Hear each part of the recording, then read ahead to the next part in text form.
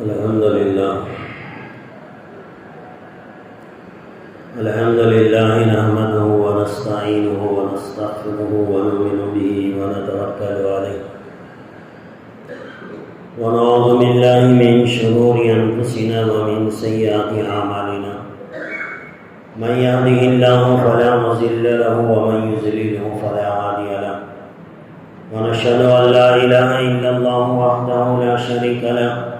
ونشهد أن سيدنا مولانا محمدا عبده ورسوله قال الله تبارك وتعالى في القرآن المجيد والفرقان الحميد فأعوذ بالله من الشيطان الرجيم بسم الله الرحمن الرحيم إن المنافقين يخادعون الله وهو خادعهم وإذا قاموا إلى الصلاة قاموا كسالى يراءون الناس ولا يذكرون الله إلا قليلا وقال الله تبارك وتعالى في مقام الآخر وما أمروا إلا ليعبدوا الله مخلصين له الدين صدق الله العلي العظيم. معزز سامعین کرام، محترم بزرگوں، عزیز نوجوان ساتھی، گزشتہ چند جمعہ سے ہمارے سامنے ان گناہوں کا تذکرہ ہو رہا ہے جو انسان کے اندر پائے جاتے ہیں اور انسان کو خبر نہیں ہوتی، اور جب خبر ہوتی ہیں تو اس کی ہلاکت کا پروانہ اس کے ہاتھ میں ہوتا ہے۔ بہت سارے ایسے گناہ جسے انسان گناہ نہیں سمجھتا، یا پھر اس کے انجانے میں ان گناہوں میں وہ مبتلا ہو جاتا ہے۔ آخرت میں جانے کے بعد اسے پتہ چلتا ہے کہ میرے سے کتنے بڑے بڑے گناہ ہوئے، اور ہر گناہ اپنی جگہ انسان کو ہلاک کر دینے والے گناہ ہیں۔ گزشتہ چند جمعہ سے ایک ایک گناہ کا تذکرہ آپ کے سامنے آیا ہے۔ ہو سکتا ہے کہ آپ سننے کے بعد اسے بھلا دیے ہوں، لیکن ایک یاد تھوڑا کروا لیں ہم۔ ایک گناہ بدگمانی کا ہوا تھا کہ انسان بیٹھے بیٹھے کسی کے بارے میں کوئی گمان کر لیتا ہے کہ یہ آدمی فلانا ہے فلانا ہے۔ اللہ تبارک و تعالیٰ نے فرمایا یا ایھا الذین آمنوا اجتنبوا کثیرا من الظن ان بعض الظن اثم۔ اے ایمان کے رکھنے والوں، دوسروں پر بدگمانی کرنے سے بچو، اس لیے کہ بدگمانی بہت بڑا گناہ ہے۔ انسان بیٹھا بیٹھا کسی کے بارے میں کچھ سوچ لیا، گمان کر لیا، اور یہ گناہ میں مبتلا ہو گیا۔ اور اسی طرح ایک گناہ ہے انسان حسد کرتا ہے، اس کا بھی پوری تفصیل سے آپ کے سامنے بات ہے۔ یہ بھی انسان کے دل میں پایا جاتا ہے، نظر نہیں آتا، اعمال سے ظاہر نہیں ہوتا۔ آدمی بیٹھا بیٹھا کسی کے بارے میں جل رہا ہے، تکلیف ہو رہی ہے، کسی کی اچھائی کو دیکھ کر دل میں کڑن پیدا ہو رہی ہے۔ اللہ کے رسول صلی اللہ علیہ وسلم نے فرمایا حسد کرنے والا وہ اتنا بڑا گنہگار ہے، اتنا بڑا گنہگار ہے کہ اس کی ساری نیکیاں جس کے پاس وہ حسد کر رہا ہے وہ ٹرانسفر کر رہا ہے، بیٹھے بیٹھے اپنی نیکیوں کو دوسرے کے نام اعمال میں بھیج رہا ہے اور اسے خود پتہ نہیں چل رہا ہے۔ اور ایک گناہ میں نے بتایا تھا غیبت، انسان دوسرے کی برائی کرتا ہے، یہ تو اندر بھی ہوتا ہے، زبان سے بھی نکلتا ہے۔ اور اس غیبت کے بارے میں اللہ کے رسول صلی اللہ علیہ وسلم نے فرمایا یہ زنا، شراب، سود خوری سے بھی بدتر ہے۔ اور اسی طرح اس کے بعد ایک اور گناہ گزشتہ جمعہ اور اس سے پہلے کے جمعہ میں آپ کے سامنے آئے جو انسان کے اندر پلتا ہے، دکھائی نہیں دیتا، اور وہ ہے تکبر، گھمنڈ، اپنے آپ کو بڑا سمجھنا، اپنے آپ کو دوسروں کے مقابلے میں اچھا سمجھنا۔ یہ بھی انسان کو ہلاک کر دیتا ہے۔ اللہ کے رسول صلی اللہ علیہ وسلم نے اس کے تعلق سے فرمایا کہ جس کے دل کے اندر رائی کے دانے کے برابر بھی تکبر اور کبر ہوگا وہ جنت میں داخل نہیں ہوگا۔ حالانکہ یہ سب گناہ ہیں، اندر پلتے ہیں، ظاہر میں نظر نہیں آتے۔ صرف غیبت یہ ہے جو انسان زبان سے ادا کرتا ہے، ورنہ باقی کے جتنے گناہوں کا تذکرہ گزشتہ چند جمعہ سے آپ حضرات کے سامنے آ رہا ہے، یہ سب انسان کو اندر سے کھوکھلا بنا دیتی ہیں اور انسان کی آخرت کو برباد کر کے رکھ دیتی ہیں۔ آج کے اس جمعہ میں بھی میں آپ حضرات کے سامنے ایسے ہی ایک گناہ کا ذکر اور تذکرہ کرنے والا ہوں جو انسان کو نظر نہیں آتا۔ دکھائی نہیں دیتا. شراب پینے والے کا عمل دکھائی دیتا ہے, زنا کرنے والے کا عمل دکھائی دیتا ہے, جھوٹ بولنے والے کا عمل دکھائی دیتا ہے, دھوکہ دینے والے کا عمل لوگوں کے سامنے ظاہر ہوتا ہے, نماز چھوڑنے والے کا عمل لوگوں کے سامنے ظاہر ہوتا ہے,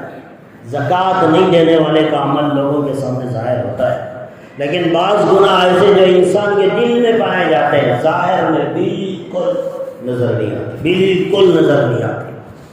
باس میں بیٹھا ہوا انسان محسوس نہیں کرتا کہ اس کے دل میں کتنے بڑا گناہ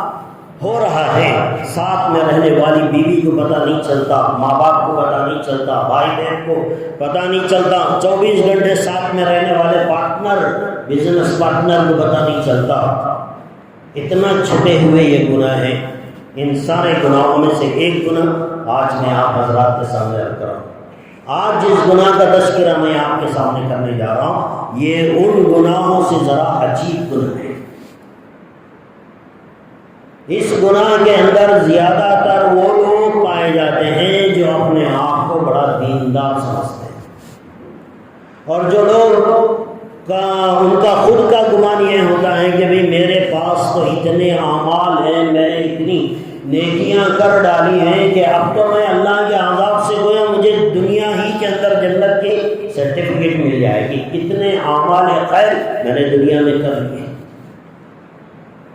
کسی بھی عمل کی قبولیت کے لیے, کسی بھی عمل کی قبولیت کے لیے 2 چیزوں کا ہونا ضروری ہے. کوئی بھی نیک کام آپ کریں,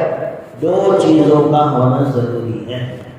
ایک عمل صحیح ہو, دوسرا نیت صحیح ہو. یہ دونوں چیزیں جہاں ملتی ہیں وہاں جا کر اللہ کے یہاں وہ عمل مقبول سمجھا جائے گا. ایک آدمی کے پاس نیت تو بڑی اچھی ہے, اللہ کو راضی کرنے کی نیت ہے, تنہائی میں اٹھا ہے, رات کے سناٹے میں اٹھا ہے, کمرے کو اندر سے اغل ڈال لیا ہے, بیوی کو بھی پتہ نہیں چل رہا ہے, چپکے چپکے سے جو ہے وضو بنایا ہے, نماز پڑھ رہا ہے. نیت تو بڑی اچھی ہے, لیکن عمل یہ کر رہا ہے کہ وضو کے اندر سے جو فرائض ہیں اس میں سے ایک کو اس نے چھوڑ دیا ہے, مسا کرنا بھول گیا, یا ایک ہاتھ کا کوہنی کا کچھ حصہ سوکھا رہ گیا, ایڑی کا کچھ حصہ سوکھا رہ گیا. یہ عمل میں اگر کمی آ جاتی ہے تو نیت چاہے جتنی بھی اچھی ہو اللہ کے یہاں مقبول نہیں. نیت چاہے جتنی بھی اچھی ہو, عمل میں اگر خرابی آتی ہے اللہ کے یہاں مقبول نہیں ہے. اور اگر ایک آدمی عمل تو بہت اچھا کر رہا ہے, پورے مستحبات کے ساتھ وضو بنانے کے لیے آیا, قبلے کے رخ بیٹھا جو کہ مستحب ہے, مسواک کیا, ناک میں انگلی ڈال کر صاف کیا, کلی کیا, پانی اسراف بھی نہیں کیا, سارے اعضاء کو صحیح ڈھنگ سے دھویا. وضو کے ختم کے بعد کلمہ شہادت بھی پڑھا, اللہم اجعلنی من التوابین وجعلنی من المتطہرین بھی پڑھا. مسجد میں بھی آیا, اذان سے پہلے آ گیا, نماز پڑھا. سارا عمل اس کا صحیح اور درست ہے. لیکن اگر نماز پڑھتے ہوئے دل کے اندر نیت میں خرابی آ گئی, عمل تو پورا اچھا ہے, وضو بالکل اچھا ہے, ارکان جو نماز کے ادا ہو رہے ہیں بہت درست ہو رہے ہیں, قیام صحیح معنوں میں کھڑا ہے, اکڑ کے نہیں کھڑا ہے, گردن جھکا کے کھڑا ہے, منڈے جھکا کر کھڑا ہے, بہت عاجزی ان کے ساری کے ساتھ نماز پڑھ رہا ہے, رکوع میں بھی سکون و اطمینان ہے, سجدے میں سکون و اطمینان ہے, پورے وقار کے ساتھ عبادت کر رہا ہے. لیکن نماز پڑھتے ہوئے دل میں خیال آیا کہ فلاں صاحب مجھے دیکھ رہے ہیں, میری اس نماز سے وہ مجھے اچھا سمجھیں گے, نیت میں فرق آیا, اللہ کے یہاں عمل قبول نہیں. تو 2 چیزیں ہیں کسی بھی عمل کو اللہ کے یہاں مقبول کرانے کے لیے, ایک عمل صحیح ہو, دوسرا نیت صحیح ہو. نیت میں تھوڑا فرق آتا ہے. آج دنیا میں عمل کرنے والوں کی کوئی کمی نہیں, الحمدللہ عمل کرنے والوں کی دنیا میں آج کوئی کمی نہیں ہے. ہزاروں لوگ ہیں رمضان میں صدقہ خیرات دیتے ہیں, روزے رکھتے ہیں, الحمدللہ پہلے کے مقابلے میں چلو بھی کچھ حد تک نمازی بھی ہیں. اور حج اور عمرے کی بات تو کیا ہے, لوگوں کی اتنی تعداد, اتنی بھیڑ ہے کہ طواف کرنا کرنے کے لیے جگہ ملنا مشکل ہے۔ لوگوں کے اندر عمل کرنے والوں کی دنیا میں آج کوئی کمی نہیں، الحمدللہ بہت سارے لوگ اعمال پہ آ گئے، لیکن اللہ کے یہاں صرف عمل نہیں چلے گا۔ کسی بھی عمل کو قبول کرنے کے لیے نیت کا درست ہونا بہت زیادہ ضروری ہے۔ پورے دین کا دار و مدار اللہ نے انسان کی نیت پہ رکھا ہے کہ وہ کیا سوچ کر عمل کرتا ہے، کیا سوچ کر عمل کرتا ہے، دل میں کیا ارادہ لے کر عمل کر رہا ہے، لوگوں کو خیرات کر رہا ہے تو دل میں کیا ہے، دل میں کیا ہے، اللہ وہ دیکھتے ہیں۔ اللہ کے رسول صلی اللہ علیہ وسلم نے ایک حدیث میں ارشاد فرمایا، ان اللہ لا ينظر الى صورکم واموالکم ولکن ينظر الى قلوبکم۔ اللہ کے رسول صلی اللہ علیہ وسلم نے فرمایا اللہ تمہاری صورتوں کو اور تمہارے مال کو نہیں دیکھتا،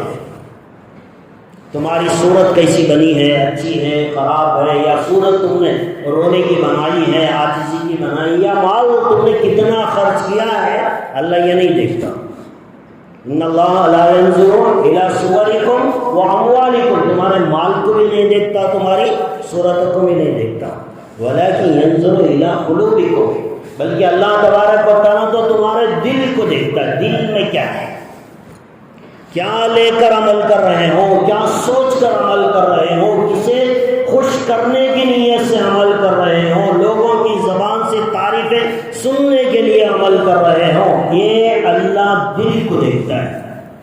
اور اللہ قرآن میں کہتے ہیں وَيَعْلَمُ مَا فِي الصُّدُورِ،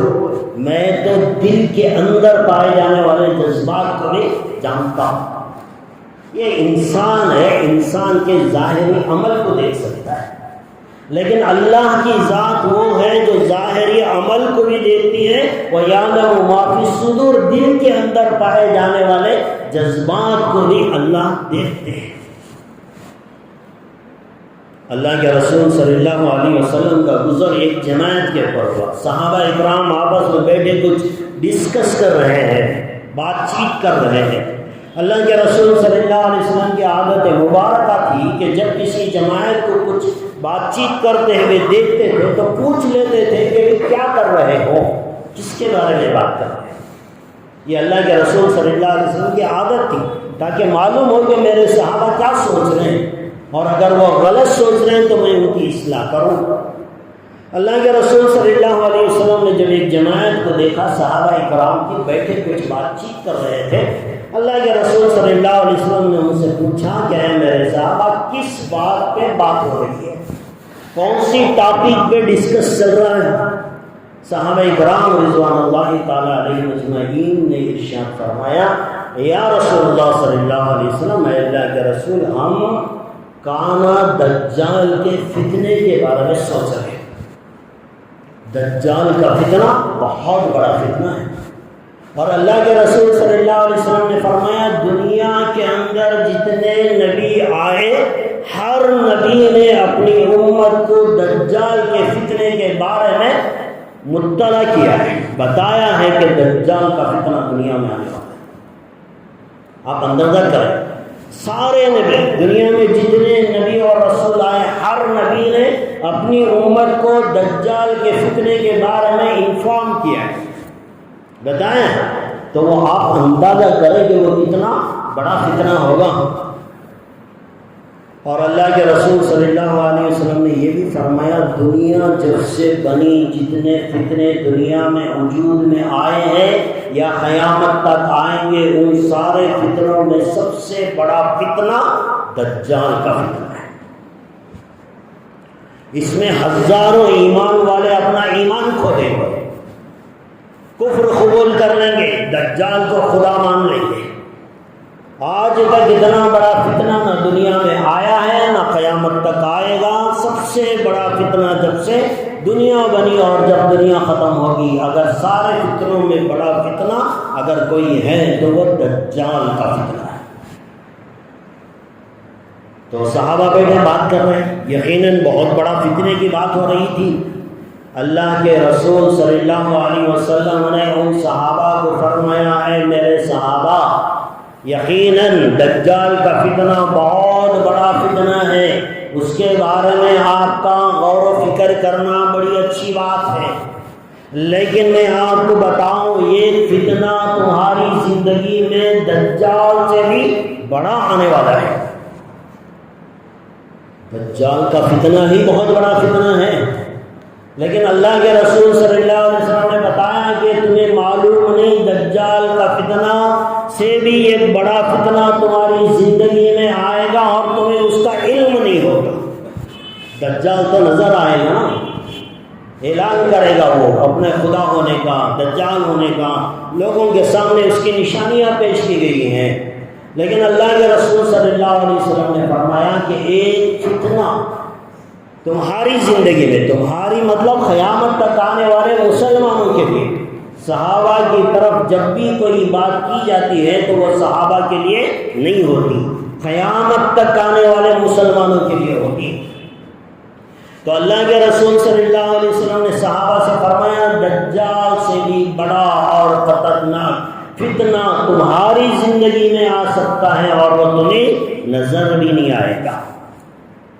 صحابہ پریشان ہو گئے، ابھی دجال سے بھی بڑا فتنہ ہماری زندگی میں آئے اور ہمیں اس کا پتہ بھی نہ چلے، ایسا فتنہ کیا ہو سکتا ہے؟ اللہ کے رسول صلی اللہ علیہ وسلم نے فرمایا کہ دیکھو دجال کا فتنہ اتنا خطرناک نہیں ہے جتنا ایک انسان نیک عمل کرتے ہوئے، جتنا ایک انسان نیک عمل کرتے ہوئے اللہ کو راضی کرنے کے بجائے لوگوں میں خوشامدی چاہتا ہے، اس کے دل میں یہ بات پیدا ہوتی ہے تو یہ فتنہ تمہیں ایسے ہلاک کر دے گا جیسے دجال بھی تمہیں ہلاک نہیں کر سکتا۔ دجال کے فتنے سے بھی بڑا اور خطرناک فتنہ انسان کو پتہ نہیں چلتا، نماز پڑھ رہا ہے،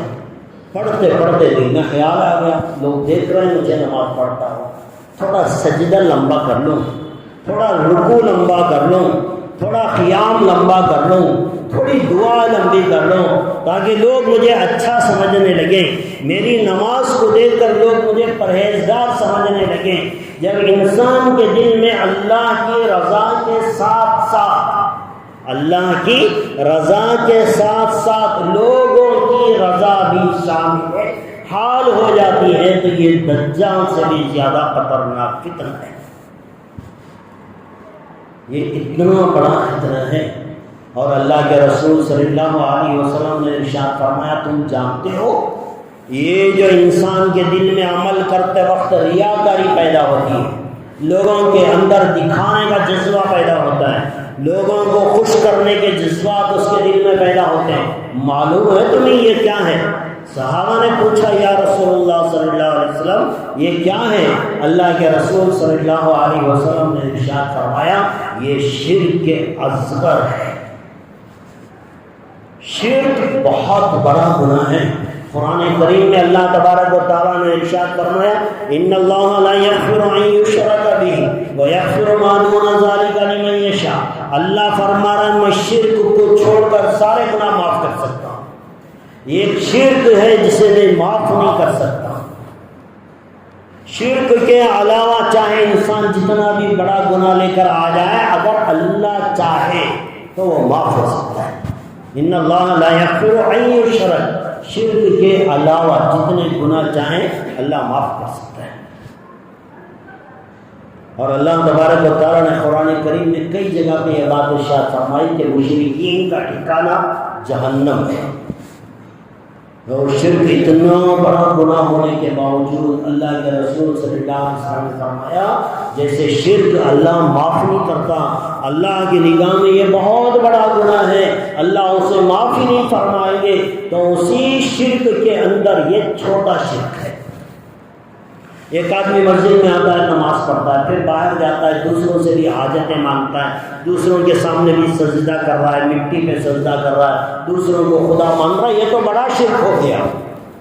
لیکن یہ چھوٹا شرک ہے کہ ایک انسان نماز اللہ کے لیے پڑھے اور دوسروں کی تعریف سننے کا شوق اس کے دل کے اندر آ جائے، یہ شرک اصغر ہے اور یہ بھی اللہ کے یہاں ناقابل معافی چون،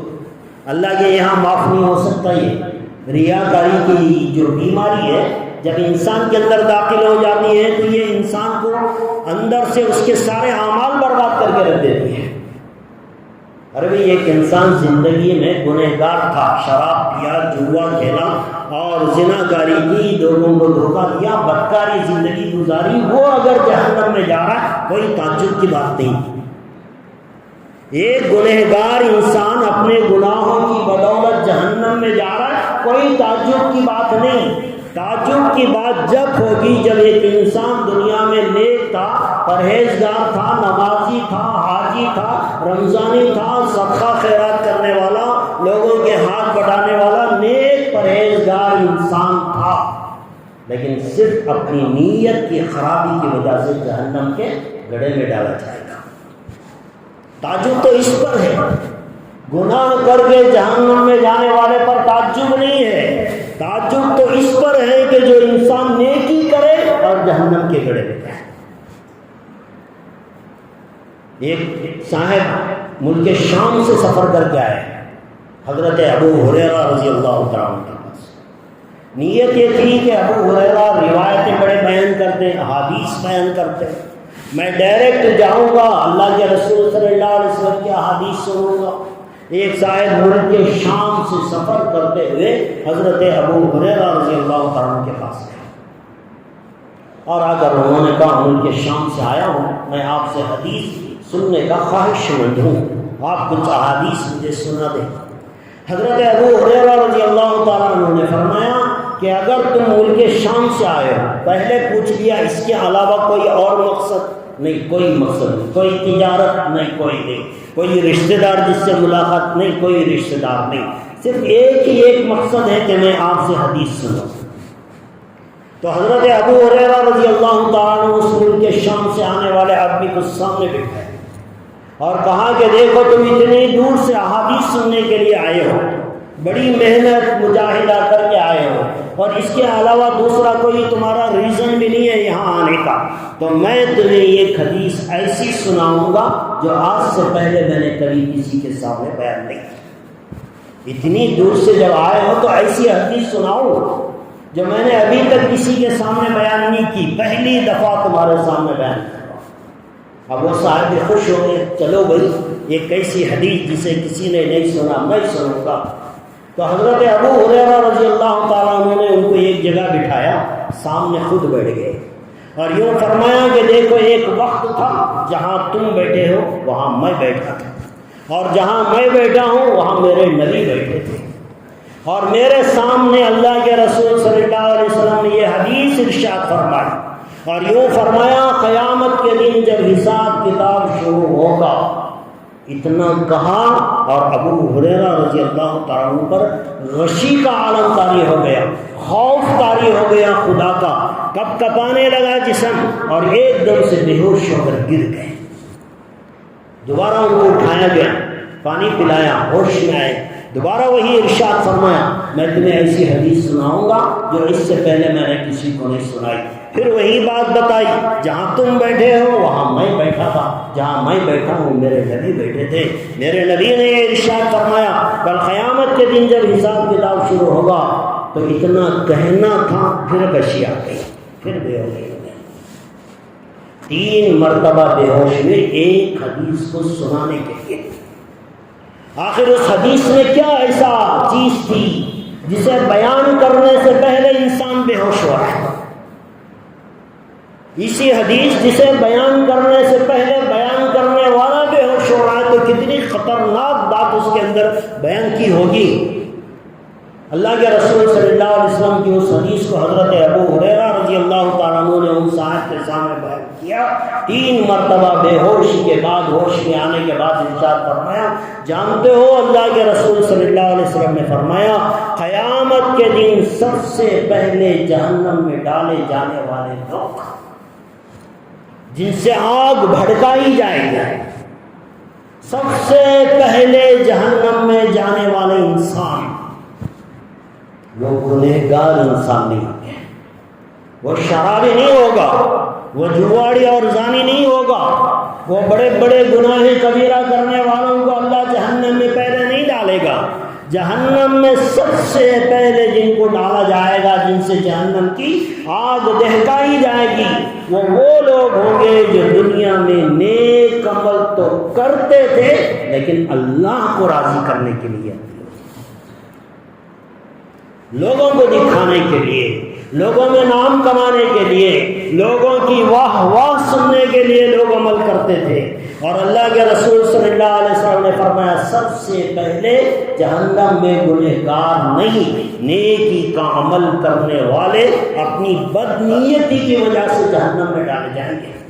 اور پھر تفصیل بیان کی حضرت ابو ہریرہ نے کہ ایک مالدار کو لایا جائے گا، قیامت میں پوچھا جائے گا مال دیا تو میں نے کیا کیا؟ وہ کہے گا اتنے مدارس، اتنی مسجدیں، اتنی خانقاہیں، اتنے یتیم خانے، اتنے غریب بچوں کی شادیاں، یہ سارے کام میں نے کیے، اتنا پیسہ اتنا لٹایا۔ اللہ تبارک و تعالیٰ کہیں گے تو جھوٹ بولتا ہے، جتنا جو کچھ کیا وہ لوگوں میں نام کمانے کی نیت تھی، مجھے راضی کرنے کا جذبہ تو تیرے دل میں نہیں تھا۔ پھر اللہ تبارک و تعالیٰ فرشتوں کو حکم دیں گے، سارے جہنمیوں کو ایسے چلا کر لے کر جائیں گے، لیکن ان لوگوں کو منہ کے بل گھسیٹ کر لے جایا جائے گا،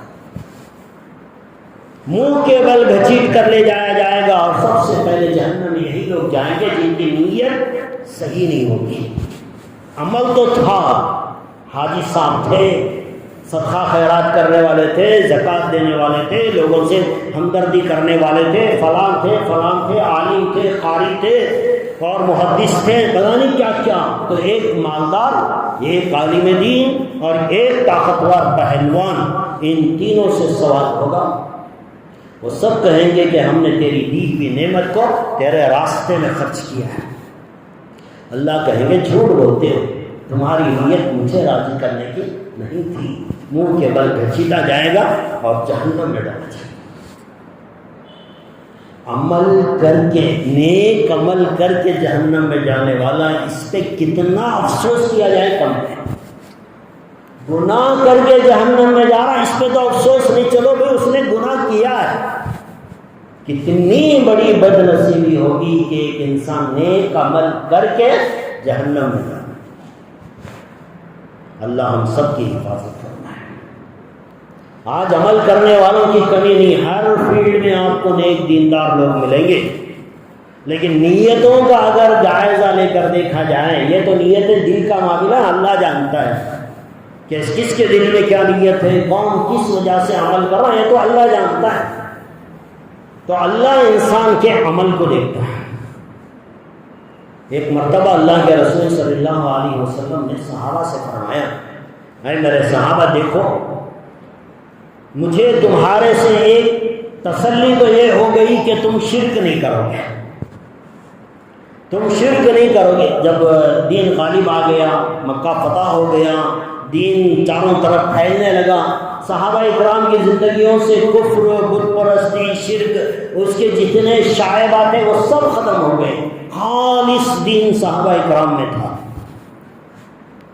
تو اللہ کے رسول صلی اللہ علیہ وسلم نے صحابہ سے فرمایا، دیکھو میرے صحابہ، تمہاری زندگی میں شرک نہیں ہے، اس کا تو مجھے اطمینان ہو گیا کہ اب تم کبھی شرک نہیں کرو گے، کبھی کسی بت کے پاس نہیں جاؤ گے، کبھی کسی اور انسان کے آگے سجدہ نہیں کرو گے، کبھی کسی خبر کے سامنے جا کر سجدہ نہیں کرو گے، یہ تو اطمینان ہو گیا کہ تم شرک نہیں کرو گے۔ مجھے تو اس کے تعلق سے بڑا اطمینان ہے، لیکن مجھے ڈر ہے۔ اللہ کے رسول صلی اللہ علیہ وسلم کہہ رہے ہیں لیکن مجھے ڈر ہے۔ میں نے اس سے پہلے بھی بتایا، صحابہ کو جو بات بتائی جاتی ہے وہ اصل میں قیامت تک آنے والے مسلمانوں کے لیے۔ ہم شرک نہیں کرتے، مندروں کو نہیں جاتے، کسی درخت کو خدا نہیں مانتے، سورج کے سامنے ہاتھ نہیں جوڑتے، چلو الحمدللہ اس سے تو ہم پاک ہیں، الحمدللہ توحید ہمارے اندر ہے۔ لیکن اللہ کے رسول صلی اللہ علیہ وسلم نے فرمایا لیکن مجھے خوف ہے، خوف، ڈر ہے مجھے اس بات کا کہ تمہاری زندگی میں کہیں شرک خفی نہ آ جائے۔ شرک خفی، بڑا شرک یہ تو تم نہیں کرو گے، مجھے پتا، مجھے اطمینان ہے، مسلمان کوئی شرک نہیں کرے گا، مجھے اس پہ بھروسہ ہے، لیکن ڈر ہے اس بات کا کہ تمہاری زندگی میں کہیں شرک خفی نہ آ جائے۔ صحابہ نے پوچھا یا رسول اللہ صلی اللہ علیہ وسلم یہ شرک خفی کیا چیز ہے؟ یہ خفی کہتے چھپا ہوا جو نظر نہیں آتا، ایسا شرک جو نظر نہیں آتا یہ شرک خفی ہے۔ صحابہ نے پوچھا یا رسول اللہ صلی اللہ علیہ وسلم یہ شرک خفی کیا ہوتا ہے؟ اللہ کے رسول صلی اللہ علیہ وسلم نے فرمایا کوئی بھی نیک عمل جس میں ریاکاری آ جاتی ہے وہ شرک خفی ہے۔ لوگوں کو دکھانے کے لیے، اللہ کو راضی کرنے کے ساتھ ساتھ لوگوں کو بھی راضی کرنے کا جذبہ، ایک آدمی ٹوٹل ادمیان کو راضی کرنے کے لیے کام کر رہا وہ تو ہے ہی شرک۔ ایک آدمی تھوڑا اللہ بھی راضی ہو جائے، تھوڑا لوگ بھی راضی ہو جائیں، ایسا بھی ہوتا ہے نا، تھوڑا اللہ کو بھی راضی کر لیں تھوڑا لوگوں کو بھی راضی کر لیں، یہ شرک خفی نظر نہیں آتا، چھپا ہوا ہے۔ صحابہ اکرام نے پوچھا یا رسول اللہ صلی اللہ علیہ وسلم یہ شرک خفی چھپا ہوا شرک کیسے داخل ہوگا؟ اللہ کے رسول صلی اللہ علیہ وسلم نے فرمایا یہ شرک خفی تمہاری زندگی میں ایسے داخل ہو جائے گا اور تمہارے جسم میں ایسے دوڑے گا جیسے تمہاری رگوں میں خون دوڑتا ہے، اور کتنی آہستہ سے آئے گا، کتنی آہستہ سے آئے گا۔ اللہ کے رسول صلی اللہ علیہ وسلم نے بتایا، کبھی سنتے ہیں نا جسم کے رونگٹے کھڑے ہو جاتے ہیں۔ اللہ کے رسول صلی اللہ علیہ وسلم نے فرمایا تم نہیں جانتے یہ شرک تمہاری زندگی میں کیسے آئے گا، اور یوں فرمایا کہ چونٹی جیسے چلتی ہے تو بغیر آواز کے، ایک آدمی زور سے آ رہا ہے، گاڑی سامنے سے آ رہی ہے، ساؤنڈ آتا ہے، آدمی چوکنا ہو جاتا ہے، ہوشیار ہو جاتا ہے کہ بھئی گاڑی سامنے سے آ رہی ہے، آواز آ رہا ہے، تو آواز کے ساتھ جو چیز آتی ہے آدمی اس سے ہوشیار ہو جاتا ہے، بچنے کی کوشش کرتا ہے۔ لیکن ایک چیز بغیر ساؤنڈ کے آ رہی ہے، بغیر آواز کے آ رہی ہے، اور تیز بھی نہیں آ رہی، بہت سلولی انسان کے اندر داخل ہو رہی ہے۔ تو اللہ کے رسول صلی اللہ علیہ وسلم نے فرمایا یہ شرک خفی انسان کی زندگی میں ایسے داخل ہوگا جیسے چونٹی کی چال ہوتی ہے، بغیر کسی ساؤنڈ کے، بغیر کسی اسپیڈ سے بھی کوئی چیز آتی ہے تو انسان چوکنا ہو جاتا ہے، ہوشیار ہو جاتا ہے۔ لیکن جو چیز دھیرے دھیرے بہت کتنی رفتار ہے چونٹی کی، آپ دیکھیں، ایک تو اس کے چلنے کی آواز نہیں آتی اور اتنا سلو چلتی ہے کہ انسان کو محسوس نہیں ہوتا۔ تو اللہ کے رسول صلی اللہ علیہ وسلم نے فرمایا چونٹی کی چال کی طرح وہ تمہاری زندگی میں شرک خفی داخل ہو جائے گا۔ حضرت عبداللہ ابن عباس رضی اللہ تعالیٰ عنہ نے تو یہاں تک فرمایا شرک خفی انسان کی زندگی میں آتا ہے، وہ ایسے آتا ہے آنے والے کو پتہ نہیں چلتا، اور وہ کیسے آتا ہے اس کی چال کیا ہوتی ہے؟ حضرت عبداللہ ابن عباس رضی اللہ تعالیٰ عنہ نے فرمایا کالی رات ایک دم جس کے اندر چاند کی بالکل روشنی نہیں ہوتی، مہینے کے آخری دن ہوتے ہیں، آخری تاریخوں میں بالکل کالی رات ہے، اور اس کالی رات میں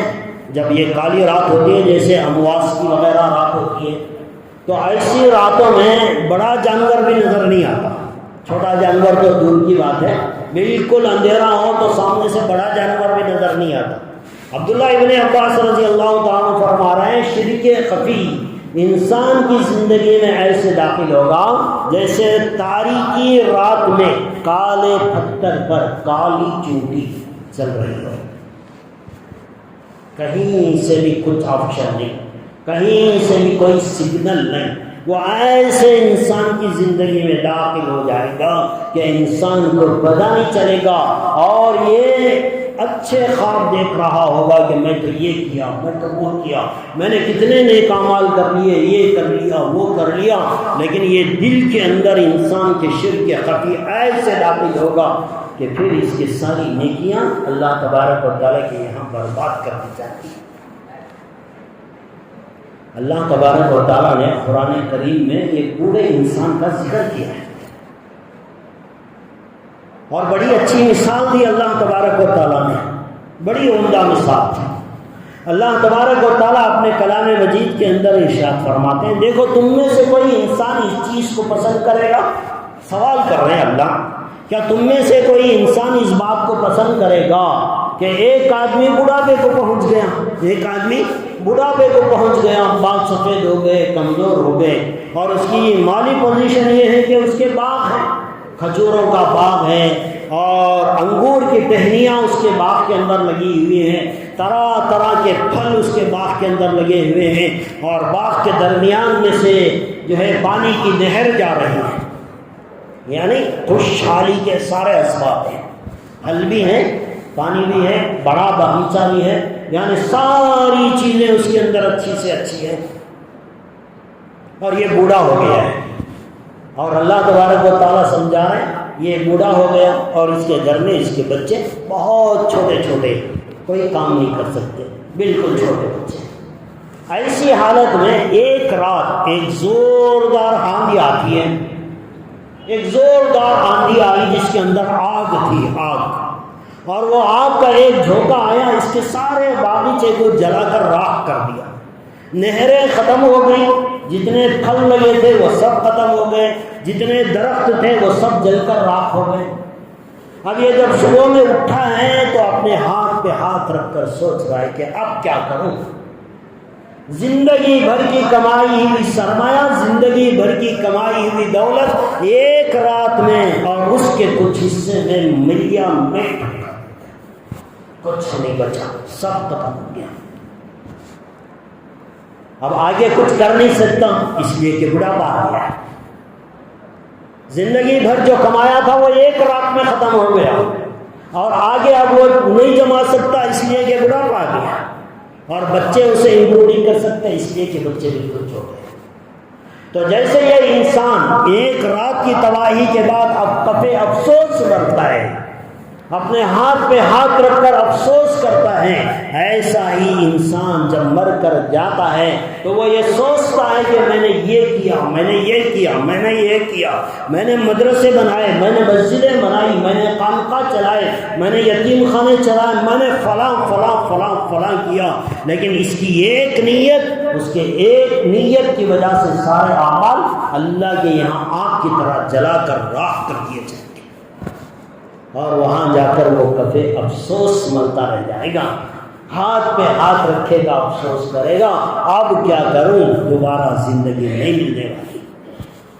اب دوبارہ زندگی نہیں ملنے والی، ختم ہو گئی، چیپٹر کلوز ہو گیا، دفتر نامہ اعمال نامہ بند کر دیا گیا، دنیا سے ختم کر دیا گیا، خبر میں آ گیا، حشر میں آ گیا، اب عمل کرنے کے لیے تیرے پاس کچھ بھی نہیں۔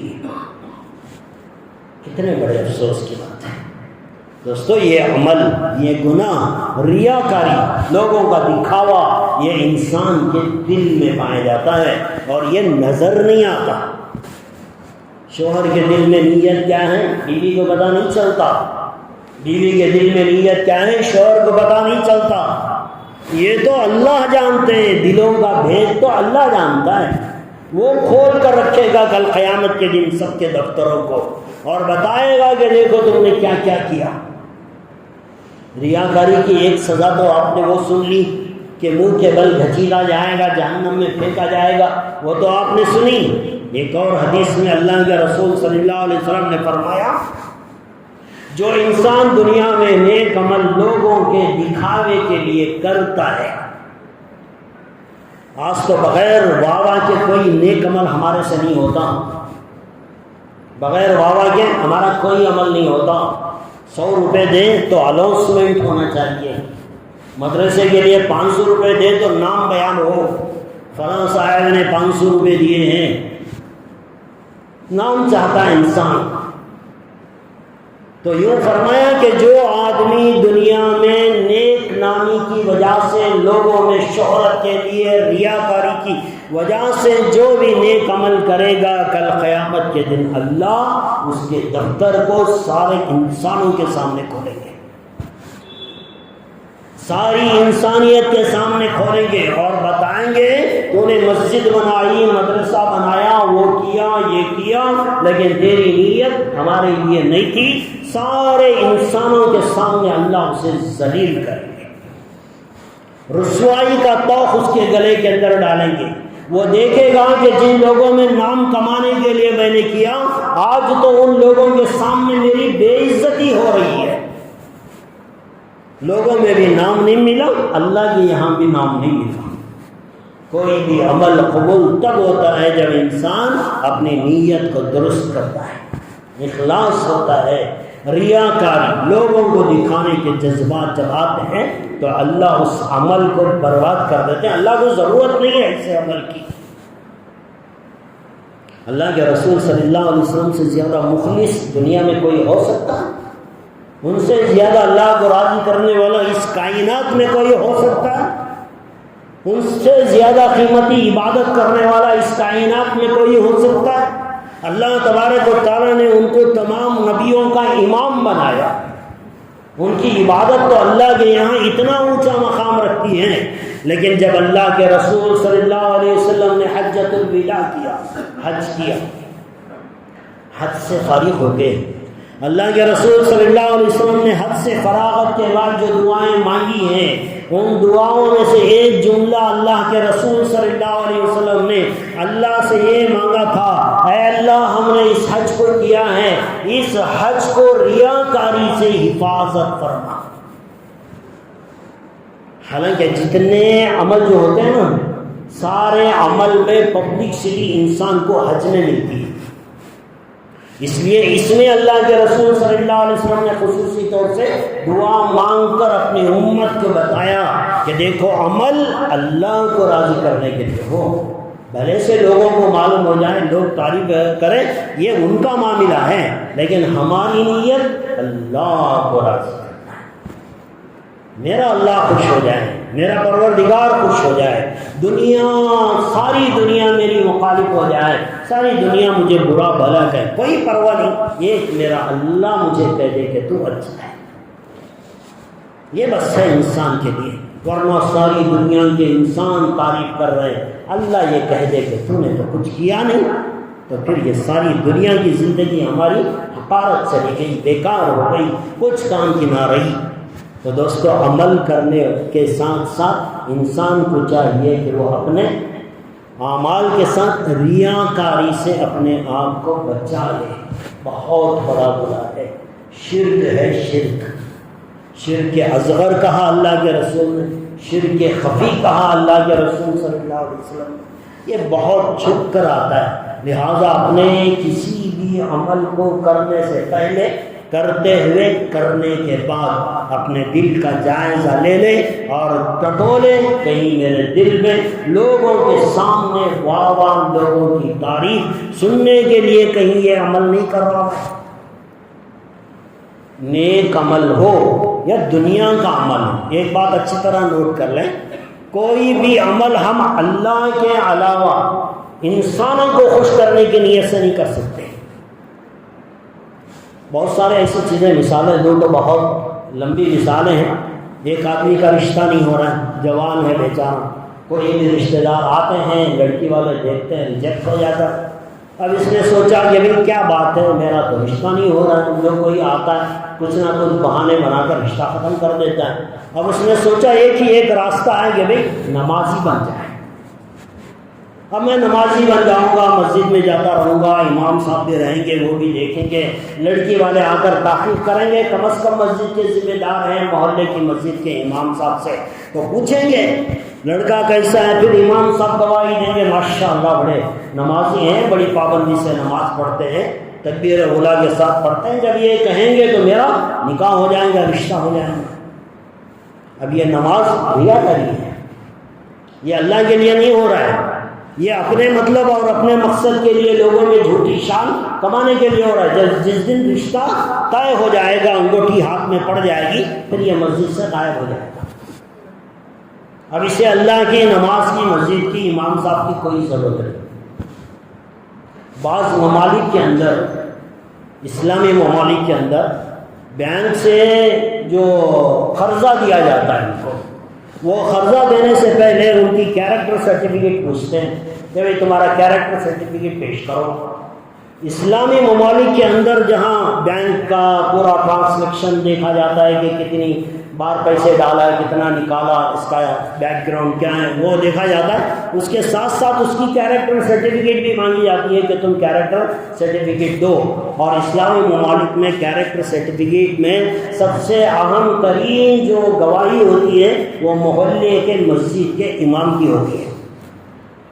کہ امام صاحب گواہی دیں کہ ہاں یہ اچھا انسان ہے، یہ قرض لے گا تو دے سکتا ہے، یہ نمازی ہے، مسجد میں آتا رہتا. تو ایک آدمی بینک سے قرض لینے کے لیے نمازی بن گیا، امام صاحب سے روزانہ 3 ٹائم سلام کر کے مصافحہ کر رہا ہے، کیونکہ انہی کو تو دینا ہے نا سرٹیفکیٹ، کیریکٹر سرٹیفکیٹ. اب وہ ان سے اچھی خاصی دوستی کر رہا ہے. تو دنیا کے کسی مقصد کے لیے دین کو استعمال کرنا یہ بھی ریاکاری ہے. ایک تو ہے لوگوں میں نام کمانا، لیکن دنیا حاصل کرنے کے لیے دین کو یوز کرنا. نماز کو یوز کر لیا دنیا کے فائدے کے لیے، مسجد کو یوز کر لیا دنیا کے فائدے کے لیے، دنیا کے کسی بھی فائدے کے لیے دین کو یوز کرنا یہ بھی شرک ہے اور یہ بھی ریاکاری ہے. علماء کرام نے فرمایا کہ دین کا معاملہ تو خیر ٹھیک ہے ہی، دنیا کے معاملے میں بھی لوگوں کو خوش کرنے کا جذبہ نہیں ہونا چاہیے. لوگوں کو خوش کرنا، لوگ میرے ٹھاٹ باٹ، میرے چیزوں کو، میرے اسٹیٹس کو دیکھیں، میں ان کے سامنے کچھ روبدار بنوں، میرا ایک پوزیشن نظر آئے. اس طرح لوگوں میں اپنی شان بڑھانے کے لیے کوئی چیزیں یوز کرنا یہ بھی اللہ کو پسند نہیں. ایک کپڑا ہے آپ کو پسند آتا ہے، آپ کی پسند پہ آپ کپڑا قیمتی پہنیں، آپ اوسیم کا کپڑا لے لیں، ریونٹس کا کپڑا لے لیں، آپ کی دلی خواہش کے لیے آپ پہنیں، منع نہیں ہے، اسلام منع نہیں کرتا. آپ گاڑی رکھنا ہے، آپ گاڑی اچھی سے اچھی رکھیے، بہترین. اس سے کئی مرتبہ پہلے بھی میں نے آپ کے سامنے یہ تذکرہ کیا ہے. اچھے کپڑے پہن لینا یہ تکبر نہیں ہے، لیکن کسی اس نیت سے کپڑے اچھے پہننا، اس نیت سے گاڑی اچھے لینا تاکہ لوگوں کے سامنے میں مالدار کہلاؤں، میرا اسٹیٹس بنا رہے، لوگوں کو پتہ چلے کہ میری ویلیو کیا ہے. جب لوگوں کو خوش کرنے کے لیے کوئی چیز استعمال کی جاتی ہے تو یہ بھی اللہ کی نگاہ میں ناپسندیدہ ہے. دین تو رہا دین، نماز روزہ تو خیر رہا، لیکن دنیا کا کوئی عمل. آپ ایک اچھی گاڑی خریدتے ہیں، 2 ویلر ہو 4 ویلر ہو، بلیٹ آپ نے لے لی، چلو یہ اچھی ہے، سیفٹی ہے، کمفرٹ رہتا ہے اس کے اندر، روڈ گریپ اچھی ہے گاڑی. آپ نے آپ کی پسند کی وجہ سے ایک گاڑی آپ نے لے لی، یا 4 ویلر لے لی آپ نے، مرسڈیز کار لے لی، بھائی اس میں آرام دہ چیزیں ہیں، میرے آرام کے لیے میں نے گاڑی لے لی. چلو اللہ منع نہیں کرتا، آپ رکھیے، لیکن لوگوں میں اپنا پوزیشن جتانے کے لیے اس نیت سے کہ لوگ مجھے بڑا سمجھیں گے اگر میں اس گاڑی میں پھروں گا، اگر یہ گاڑی لے گا تو یہ بھی ریاکاری ہوگی اور یہ بھی شرک ہوگا. تم اللہ کو راضی کرنے کے بجائے لوگوں کو خوش کرنے کے لیے اپنی دنیاوی زندگی چلا رہے ہو. آدمی واچ لیتا ہے، چلو اچھی بات ہے، ریڈ واچ لے لیا. ایک آدمی کا شوق ہے، پہن لیا، الگ بات ہے. ہاں ایک بات میں یہ بھی کروں، دیکھیے شوہر اور بیوی یہ دونوں ایک دوسرے کا لباس ہے. بیوی کی پسند کا خیال کر کے شوہر کپڑے سلا لے، بیوی کی پسند کا خیال کر کے گاڑی لے لے، اسلام اس کی بھی اجازت دیتا ہے. اس لیے کہ تم ایک دوسرے کی خواہشوں کو پورا کرنے والے ہو. یہ کپڑا میری بیوی کو بڑا پسند آ گیا، میری بیوی نے کہا یہ کپڑا آپ پہ بڑا اچھا لگتا ہے، آپ اپنی بیوی کو خوش کرنے کے لیے وہ کپڑا پہن لیں، اچھی بات ہے، اسلام اجازت دیتا ہے. یہ گاڑی آپ کی بیوی کو پسند آ گئی، وہ آپ سے کہتی ہے کہ یہ گاڑی ہمارے لیے کمفرٹ رہے گی، یہ گاڑی مناسب رہے گی، آپ یہ لے لیں. آپ اپنی بیوی کو خوش کرنے کے لیے گاڑی اور مرسڈیز بھی لے سکتے ہیں، اسلام منع نہیں کر سکتا. اور ایک بیوی ہے اپنے شوہر کے لیے، شوہر نے کہا یہ زیور تمہارے لیے بڑا اچھا سجتا ہے، اس کے اندر تم بڑی اچھی خوبصورت لگو گی، یہ کپڑا، یہ کلر، یہ ڈیزائن یہ تمہارے لیے مناسب رہے گا، آپ اسے خرید لیں. شوہر کو خوش کرنے کے خاطر شوہر کے لیے عورت اپنا بناؤ سنگار کرے یا اچھی چیزیں خریدے، اسلام اس سے منع نہیں کرتا. لیکن دوسرے پہ روک ڈالنے کے لیے اپنا اسٹیٹس دکھانے کے لیے، اپنی پوزیشن دکھانے کے لیے کہ میں کیا ہوں، میرا مقام کیا ہے، میرا پوزیشن کیا ہے، لوگ میرے بارے میں جانیں کہ میں کتنا اعلیٰ آفیسر ہوں، یہ جب آتی ہے تو جہنم کا ٹھکانہ ان کا انتظار کر رہا ہے۔ یہ انتظار کریں، موت آئے گی تو پھر سیدھے جہنم کے گڑھے جائیں گے۔ اپنی پسند ہے، لگا لو بھائی اپنی پسند کے قیمتی کپڑا، قیمتی گاڑی پہننے سے اسلام منع نہیں کرتا، پہنو پھرو گاڑیوں میں، اچھے کھانے پکاؤ کھاؤ، اللہ اسلام منع نہیں کرتا، لیکن دوسروں پہ ٹھاڑ ڈالنے کے لیے، دوسروں پہ بڑھوتری حاصل کرنے کے لیے، دوسروں کو دکھانے کی نیت جب آتی ہے تو اللہ کو یہ چیز بہت ناپسند آتی ہے۔ لہذا دوستو یہ ریاکاری کی کچھ شکلیں تھیں جو میں نے آپ کو بتایا، جیسے گزشتہ چند جمعہ سے ان بڑے بڑے گناہوں کا تذکرہ جو انسان کو نظر نہیں آتے لیکن انسان کو ہلاک کر دینے والے ہیں، ایسے گناہوں کا تذکرہ کرتا آ رہا ہوں۔ آج بھی میں نے اسی طرح کا ایک گناہ آپ کے سامنے ذکر کیا ہے، تو ان گناہوں سے اپنے آپ کو بچانے کی بھرپور کوشش کریں، اپنے دل کا جائزہ لیتے رہیں، ہمیشہ سوچیں میری زندگی کا مقصد میرے اللہ کی رضا ہے، میری زندگی کا مقصد میری اللہ کی رضا ہے۔ دنیا بھاڑ میں جائے، دنیا ناراض ہو جائے، دنیا والے گالیاں دیں، مجھے کوئی فرق نہیں پڑتا، میری زندگی کا مقصد میری اللہ کی رضا ہے۔ اللہ کو راضی کرنے کے لیے جو کچھ کرنا ہے اللہ کو راضی کرنے کے لیے، یہ نیت جب آ جائے گی، چھوٹا سا عمل ہوگا، چھوٹا سا، اللہ اسے پہاڑوں جیسا اجر و ثواب دیگا، پہاڑوں جیسا عمل ہوگا، نیت خراب ہو جائے گی، اللہ اٹھا کر منہ پر مار دیں گے۔ لہذا کوشش کریں اپنے نیک اعمال کو برباد ہونے سے بچانے کی اور خوب اپنے دل کے اندر اخلاص پیدا کرنے کی۔ اللہ تبارک و تعالیٰ سے دعا ہے اللہ مجھے بھی، آپ کو بھی، بلکہ ہر ایک مسلمان کو اپنے دلوں سے ریاکاری، تکبر، گھمنڈ سے نکالنے کی اللہ ہم سب کو توفیق عطا فرمائے۔ ہر کام کے اندر اخلاص اور اللہ کو راضی کرنے کے جذبے کے ساتھ عمل کرنے کی اللہ ہم سب کو توفیق عطا فرمائے، ہم سب کا خاتمہ ایمان پر فرمائے۔ آمین و آخر دعوانا الحمدللہ۔ یا اللہ سننا نہیں پڑے گا۔